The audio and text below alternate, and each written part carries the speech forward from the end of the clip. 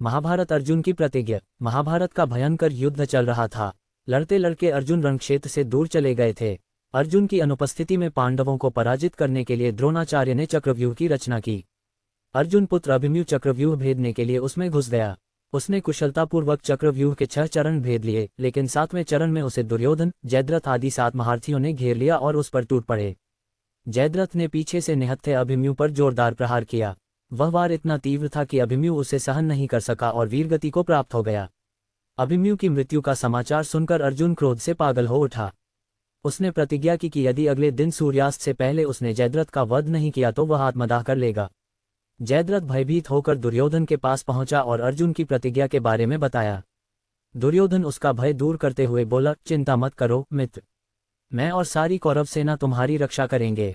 अर्जुन कल तुम तक नहीं पहुंच पाएगा, उसे आत्मदाह करना पड़ेगा। अगले दिन युद्ध शुरू हुआ। अर्जुन की आंखें जयद्रथ को ढूंढ रही थीं, किंतु वह कहीं नहीं मिला। दिन बीतने लगा। धीरे धीरे अर्जुन की निराशा बढ़ती गई। ये देख श्री कृष्ण बोले, पार्थ, समय बीत रहा है और कौरव सेना ने जयद्रथ को रक्षा कवच में घेर रखा है। अतः तुम शीघ्रता से कौरव सेना का संहार करते हुए अपने लक्ष्य की ओर बढ़ो। ये सुनकर अर्जुन का उत्साह बढ़ा और वह जोश से लड़ने लगे। लेकिन जयद्रथ तक पहुंचना मुश्किल था। संध्या होने वाली थी। तब श्री कृष्ण ने अपनी माया फैला दी।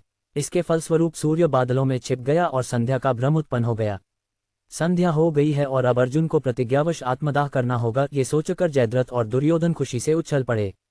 अर्जुन को आत्मदाह करते देखने के लिए जयद्रथ कौरव सेना के आगे आकर अट्टहास करने लगा। जयद्रथ को देखकर श्रीकृष्ण बोले, पार्थ, तुम्हारा शत्रु तुम्हारे सामने खड़ा है।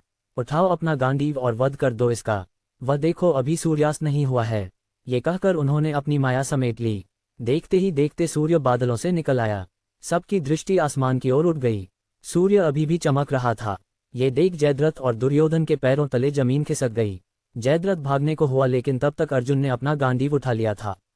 तभी श्रीकृष्ण चेतावनी देते हुए बोले, हे अर्जुन, जयद्रथ के पिता ने इसे वरदान दिया था कि जो इसका मस्तक जमीन पर गिराएगा उसका मस्तक भी 100 टुकड़ों में विभक्त हो जाएगा।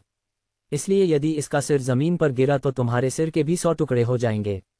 हे पार्थ, उत्तर दिशा में यहाँ से 100 योजन की दूरी पर जयद्रथ का पिता तप कर रहा है। तुम इसका मस्तक ऐसे काटो कि वह इसके पिता की गोद में जाकर गिरे।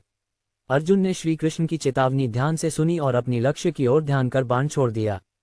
उस बाण ने जयद्रथ का सिर धड़ से अलग कर दिया और उसे लेकर सीधा जयद्रथ के पिता की गोद में जाकर गिरा। जयद्रथ का पिता चौंक कर उठा तो उसकी गोद में से सिर जमीन पर गिर गया। सिर के जमीन पर गिरते ही उनके सिर के भी 100 टुकड़े हो गए। इस प्रकार अर्जुन की प्रतिज्ञा पूरी हुई।